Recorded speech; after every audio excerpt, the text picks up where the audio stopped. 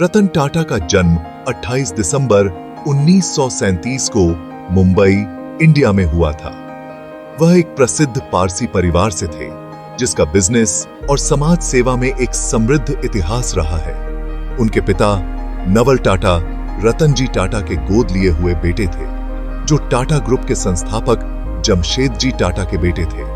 अपने आसपास की ऐश्वर्यता के बावजूद रतन टाटा विनम्रता और सादगी के साथ पले बढ़े।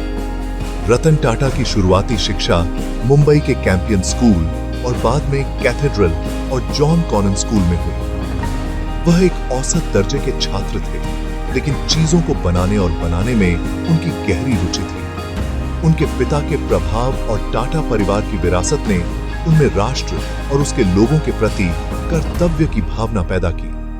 कर्तव्य की यह भावना बाद में उनके व्यवसाय दर्शन की आधारशिला बनी।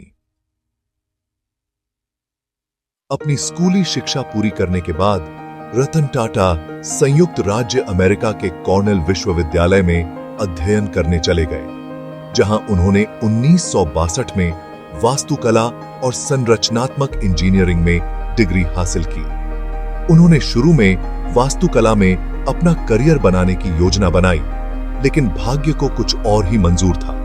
बाद में उन्होंने 1975 में हार्वर्ड बिजनेस स्कूल से एडवांस्ड मैनेजमेंट प्रोग्राम पूरा किया, जिसने उन्हें व्यापार की जटिल दुनिया को नेविगेट करने के लिए आवश्यक कौशल से लैस किया।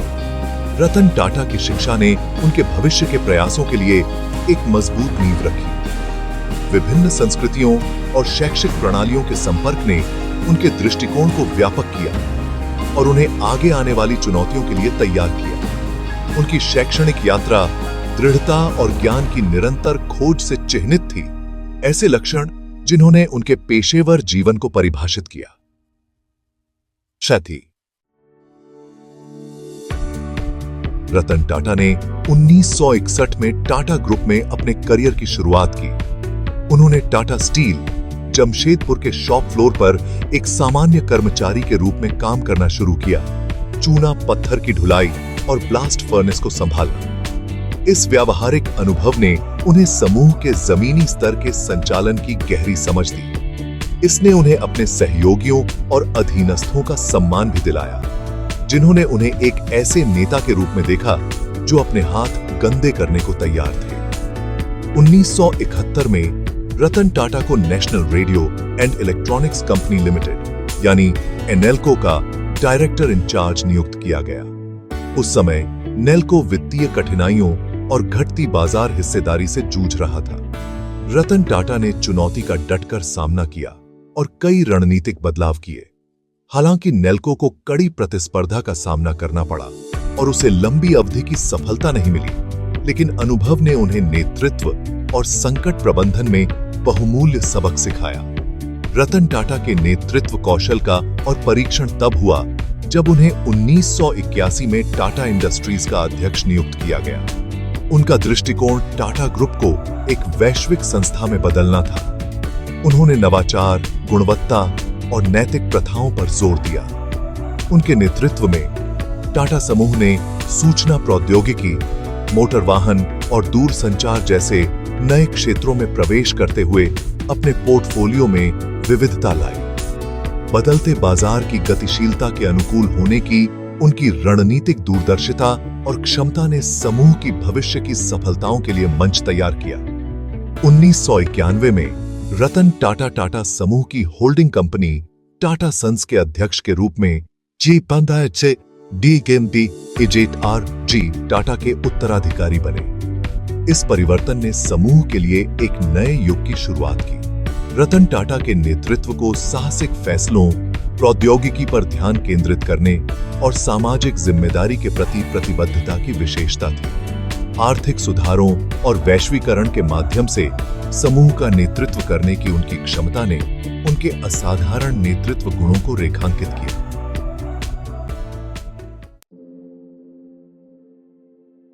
रतन टाटा के कार्यकाल के सबसे उल्लेखनीय पहलुओं में से एक टाटा ग्रुप के वैश्विक पदचिह्न के विस्तार पर उनका ध्यान केंद्रित करना था। उनके नेतृत्व में समूह ने कई हाई प्रोफाइल अधिग्रहण किए, जिन्होंने इसे एक वैश्विक शक्ति में बदल दिया। इन अधिग्रहणों ने न केवल समूह के व्यापार पोर्टफोलियो को विविधता प्रदान की, बल्कि प्रमुख अंतर्राष्ट्रीय बाजारों में इसकी उपस्थिति भी स्थापित की। साल 2000 में टाटा टी सर्चिस, जिसे अब टाटा ग्लोबल बेवरेजेस के नाम से जाना जाता है, ने प्रतिष्ठित ब्रिटिश ब्रांड टेटली को $450 मिलियन में अधिग्रहित कर लिया। यह किसी भारतीय कंपनी द्वारा किया गया पहला महत्वपूर्ण अंतर्राष्ट्रीय अधिग्रहण था और इसने टाटा ग्रुप की वैश्विक विस्तार रणनीति की शुरुआत को चिह्नित किया। टेटली के अधिग्रहण ने टाटा टी को दुनिया की दूसरी सबसे बड़ी चाय कंपनी बनने की अनुमति दी और आगे अंतर्राष्ट्रीय विकास के लिए एक मंच प्रदान किया। एक और ऐतिहासिक अधिग्रहण 2007 में टाटा स्टील द्वारा यूनाइटेड किंगडम स्थित एक स्टील निर्माता कंपनी कोरस ग्रुप का अधिग्रहण था। $12 बिलियन का यह सौदा उस समय किसी भारतीय कंपनी द्वारा किया गया सबसे बड़ा अधिग्रहण था। इस अधिग्रहण ने टाटा स्टील को विश्व स्तर पर शीर्ष इस्पात उत्पादकों की श्रेणी में ला खड़ा किया।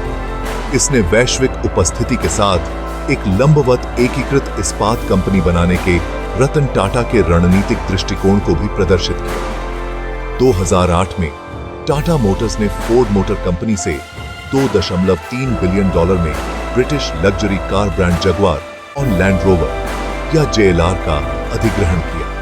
यह अधिग्रहण टाटा समूह के इतिहास में एक महत्वपूर्ण मील का पत्थर है।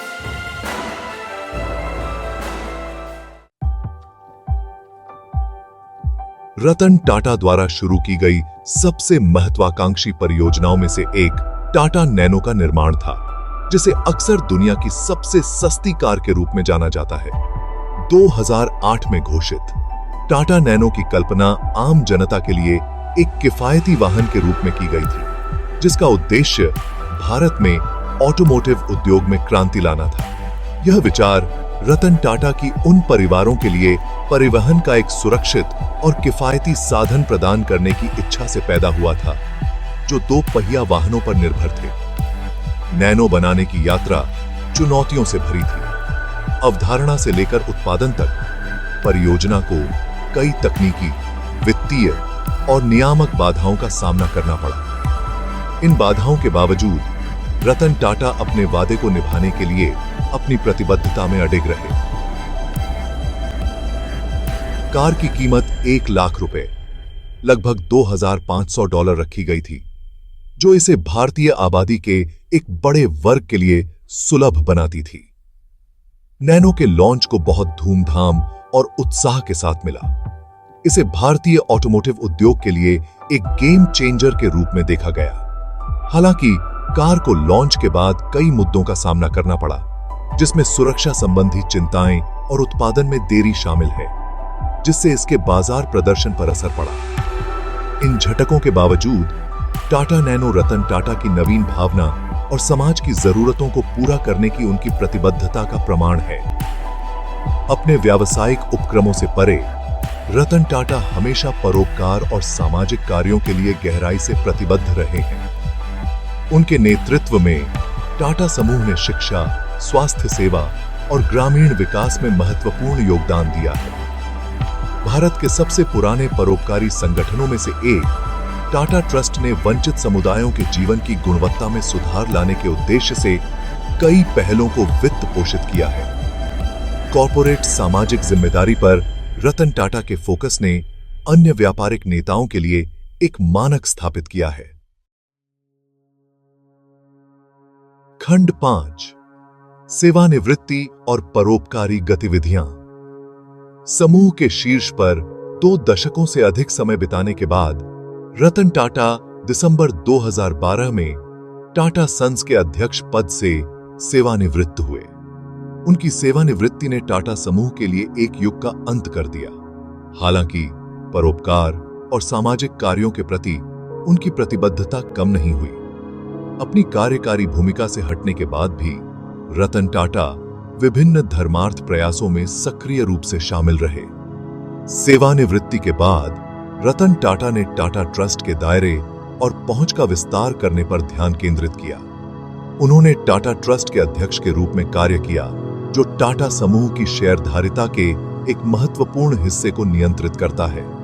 उनके नेतृत्व में ट्रस्टों ने स्वास्थ्य सेवा, शिक्षा, स्वच्छता और ग्रामीण विकास जैसे क्षेत्रों में कई प्रभावशाली पहल की शुरुआत की। इन पहलों का उद्देश्य देश के सामने मौजूद कुछ सबसे गंभीर चुनौतियों का समाधान करना था। रतन टाटा के नेतृत्व में उल्लेखनीय पहलों में से एक कोलकाता में टाटा मेडिकल सेंटर की स्थापना थी। यह केंद्र विश्व स्तरीय कैंसर उपचार और अनुसंधान सुविधाएं प्रदान करता है, जिससे जीवन के सभी वर्गों के लोगों को उन्नत चिकित्सा सुविधा सुलभ हो जाती है। रतन टाटा का दृष्टिकोण एक ऐसी स्वास्थ्य सेवा संस्था बनाना था जो उत्कृष्टता और करुणा के लिए एक मॉडल के रूप में कार्य करे। रतन टाटा नवाचार और उद्यमिता के लिए भी मुखर पैरवीकार बने। उन्होंने अपने निजी निवेश वाहन आर&टी एसोसिएट्स के माध्यम से भारत और अंतर्राष्ट्रीय स्तर पर कई स्टार्टअप्स में निवेश किया। उनके निवेश ने प्रौद्योगिकी, स्वास्थ्य सेवा और स्वच्छ ऊर्जा सहित विभिन्न क्षेत्रों को फैलाया। युवा उद्यमियों का समर्थन करके रतन टाटा का लक्ष्य नवाचार की संस्कृति को बढ़ावा देना और आर्थिक विकास को गति देना था। खंड 6, रतन टाटा द्वारा प्राप्त किए गए पुरस्कार और सम्मान। व्यवसाय और समाज में रतन टाटा के योगदान को व्यापक मान्यता मिली है, जिससे उन्हें वर्षों से कई पुरस्कार और सम्मान मिले हैं। उनकी उपलब्धियों को भारत और अंतर्राष्ट्रीय स्तर पर समान रूप से मनाया गया है, जो उनके काम के वैश्विक प्रभाव को दर्शाता है। ये प्रशंसा उनके दूरदर्शी नेतृत्व, नैतिक आचरण और सामाजिक जिम्मेदारी के प्रति प्रतिबद्धता का प्रमाण है। वर्ष 2000 में रतन टाटा को व्यापार और उद्योग के क्षेत्र में उनकी असाधारण सेवा के लिए भारत के सर्वोच्च नागरिक पुरस्कारों में से एक पद्म भूषण से सम्मानित किया गया था। इस मान्यता के बाद 2008 में भारत का दूसरा सबसे बड़ा नागरिक पुरस्कार पद्म विभूषण मिला। इन पुरस्कारों ने राष्ट्र के आर्थिक विकास और उनके परोपकारी प्रयासों में उनके महत्वपूर्ण योगदान को उजागर किया। रतन टाटा को कई अंतर्राष्ट्रीय सम्मान भी मिले हैं। 2009 में उन्हें महारानी एलिजाबेथ द्वितीय द्वारा honorary knight commander of the order of the British empire या KBE से सम्मानित किया गया था। इस प्रतिष्ठित सम्मान ने भारत ब्रिटिश आर्थिक संबंधों को मजबूत करने और टाटा समूह को एक वैश्विक इकाई में बदलने में उनकी भूमिका को मान्यता दी। इसके अतिरिक्त उन्हें दुनिया भर के प्रमुख विश्वविद्यालयों, जिनमें कैम्ब्रिज विश्वविद्यालय और हार्वर्ड विश्वविद्यालय शामिल हैं, से मानद डॉक्टरेट की उपाधि से सम्मानित किया गया। 2014 में रतन टाटा को वैश्विक ऑटोमोटिव उद्योग में उनके योगदान को स्वीकार करते हुए डेट्रॉइट, USA में ऑटोमोटिव हॉल ऑफ फेम में शामिल किया गया था। इस सम्मान ने टाटा मोटर्स को बदलने में उनके दूरदर्शी नेतृत्व और जगुआर लैंड रोवर के अधिग्रहण में उनकी भूमिका को रेखांकित किया। हॉल ऑफ फेम में उनका प्रेरण ऑटोमोटिव जगत के दिग्गजों में उनकी जगह बनाता है। ये पुरस्कार और सम्मान उस व्यापक प्रशंसा और सम्मान को दर्शाते हैं जो रतन टाटा को मिलता है। वे उनकी उपलब्धियों का जश्न मनाते हैं और व्यवसाय, समाज और मानवता के लिए उनके योगदान के स्थायी प्रभाव को उजागर करते हैं। खंड 7, रतन टाटा का निजी जीवन और आदर्श। व्यापार जगत में अपनी अपार उपलब्धियों के बावजूद रतन टाटा ने हमेशा एक साधारण निजी जीवन बनाए रखा है। वह अपनी विनम्रता, सादगी और सरल स्वभाव के लिए जाने जाते हैं। रतन टाटा ने कभी शादी नहीं की और उन्हें अक्सर एक निजी और संयमी व्यक्ति के रूप में वर्णित किया गया है। उनका निजी जीवन कर्तव्य, सत्यनिष्ठा और करुणा की गहरी भावना से परिपूर्ण है। रतन टाटा के आदर्श उनके परिवार द्वारा उनमें स्थापित मूल्यों में गहराई से निहित हैं। वह नैतिक आचरण, सामाजिक जिम्मेदारी और समाज को वापस देने के महत्व में विश्वास करते हैं। इन मूल्यों ने उनके पेशेवर और व्यक्तिगत जीवन दोनों में उनके फैसलों का मार्गदर्शन किया है। वह शिक्षा की शक्ति में दृढ़ विश्वास रखते हैं और टाटा ट्रस्ट के माध्यम से कई शैक्षिक पहलों का समर्थन किया है। रतन टाटा के आदर्शों का एक अन्य महत्वपूर्ण पहलू नवाचार और उत्कृष्टता के प्रति उनकी प्रतिबद्धता है। उन्होंने टाटा समूह के भीतर हमेशा रचनात्मकता और निरंतर सुधार की संस्कृति को प्रोत्साहित किया है। गुणवत्ता और ग्राहकों की संतोष पर उनका जोर समूह की सफलता के पीछे प्रेरक शक्ति रही है। रतन टाटा के दूरदर्शी विचारों और आगे की सोच वाले दृष्टिकोण ने अनगिनत व्यक्तियों और संगठनों को प्रेरित किया है। रतन टाटा अपनी करुणा और सहानुभूति के लिए भी जाने जाते हैं। वह हमेशा अपने कर्मचारियों और उन समुदायों की जरूरतों के प्रति चौकस रहे हैं जहां टाटा समूह काम करता है। उनकी नेतृत्व शैली दूसरों की भलाई के लिए गहरी देखभाल और चिंता की भावना से चिह्नित है। इस दयालु दृष्टिकोण ने उन्हें अपने सहयोगियों और कर्मचारियों की वफादारी और सम्मान अर्जित किया है। खंड 8 योगदान और प्रेरक व्यक्तित्व का सारांश। व्यापार जगत और समाज के लिए रतन टाटा का योगदान विशाल और बहुआयामी है। टाटा सन्स के अध्यक्ष के रूप में उन्होंने टाटा समूह को एक विविध व्यापार पोर्टफोलियो के साथ एक वैश्विक समूह में बदल दिया। टेटली, कोरस और जगुआर लैंड रोवर सहित कई हाई प्रोफाइल अधिग्रहणों में उनका रणनीतिक दृष्टिकोण और नेतृत्व महत्वपूर्ण भूमिका निभाई। इन अधिग्रहणों ने न केवल समूह के वैश्विक पद चिह्न का विस्तार किया, बल्कि अंतर्राष्ट्रीय मंच पर भारतीय व्यवसायों की क्षमताओं को भी प्रदर्शित किया। अपनी व्यावसायिक उपलब्धियों से परे सामाजिक जिम्मेदारी और परोपकार के प्रति रतन टाटा की प्रतिबद्धता का गहरा प्रभाव पड़ा है। टाटा ट्रस्ट के माध्यम से उन्होंने शिक्षा, स्वास्थ्य सेवा, ग्रामीण विकास और नवाचार में कई पहलों का समर्थन किया है। उनके प्रयासों ने अनगिनत व्यक्तियों और समुदायों के जीवन स्तर में सुधार किया है। नैतिक आचरण और सामाजिक कल्याण पर रतन टाटा के फोकस ने कॉरपोरेट प्रशासन और जिम्मेदारी के लिए एक मानक स्थापित किया है। रतन टाटा का प्रेरक व्यक्तित्व उनकी विनम्रता, सत्यनिष्ठा और सहानुभूति की विशेषता है। अपनी अनेक उपलब्धियों के बावजूद वह एक विनम्र और जमीन से जुड़े व्यक्ति बने हुए हैं। उनकी नेतृत्व शैली दूसरों के लिए गहरी देखभाल और चिंता की भावना से चिह्नित है, जिससे उन्हें अपने सहयोगियों और साथियों का सम्मान और प्रशंसा मिली है। रतन टाटा के आदर्श और मूल्य भविष्य की पीढ़ियों के व्यापारिक नेताओं और उद्यमियों को प्रेरित करते रहेंगे। संक्षेप में, रतन टाटा की विरासत दूरदर्शी नेतृत्व, सामाजिक जिम्मेदारी और दयालु देखभाल की है। उनके योगदान ने व्यापार जगत और समाज पर एक अमिट छाप छोड़ी है। रतन टाटा की यात्रा नवाचार, सत्यनिष्ठा और सकारात्मक प्रभाव डालने की प्रतिबद्धता की शक्ति का प्रमाण है। खंड 9 रतन टाटा के निधन के बाद उन्हें श्रद्धांजलि। रतन टाटा का दिनांक डालेन को निधन हो गया, जो व्यवसाय और समाज के लिए अद्वितीय योगदान की विरासत छोड़ गए। उनके निधन ने टाटा समूह और वैश्विक व्यापार समुदाय के लिए एक युग का अंत कर दिया। दुनिया भर से श्रद्धांजलि अर्पित की गई, जो उनके प्रति व्यापक सम्मान और प्रशंसा को दर्शाती है।